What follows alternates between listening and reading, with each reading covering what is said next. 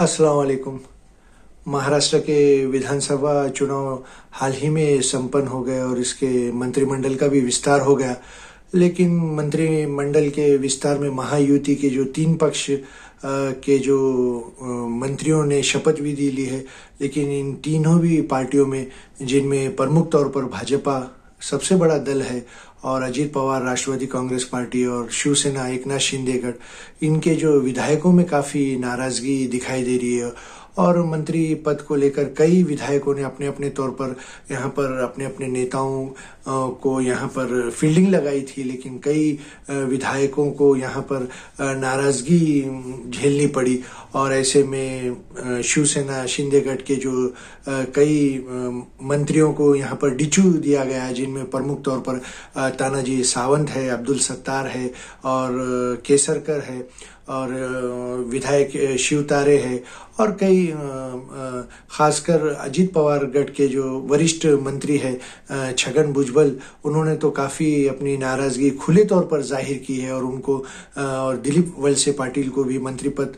में नहीं लिया गया और छगन भुजबल ने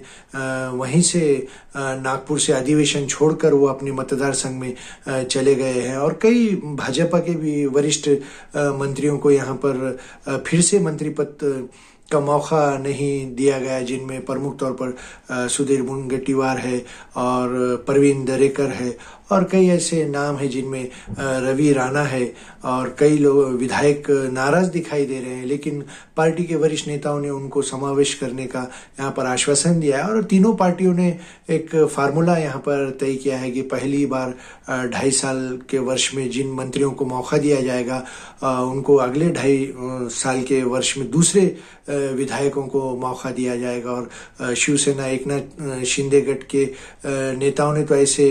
मंत्रियों से एफिडेविट भी करके लिया है और 2.5 साल के बाद जो नाराज विधायक है या जिसको मौका नहीं दिया गया उनको मौका दिया जाएगा। लेकिन इस बार एक खास बात यह है कि नए विधायकों को मंत्री पद की शपथ दिलाई गई है और नए विधायकों को यहाँ पर मौका दिया गया। लेकिन फिलहाल कई विधायक तीनों भी दल के इनमें नाराज़गी फैल गई है और इनकी नाराज़गी कैसे दूर की जाती है। और कुछ लोग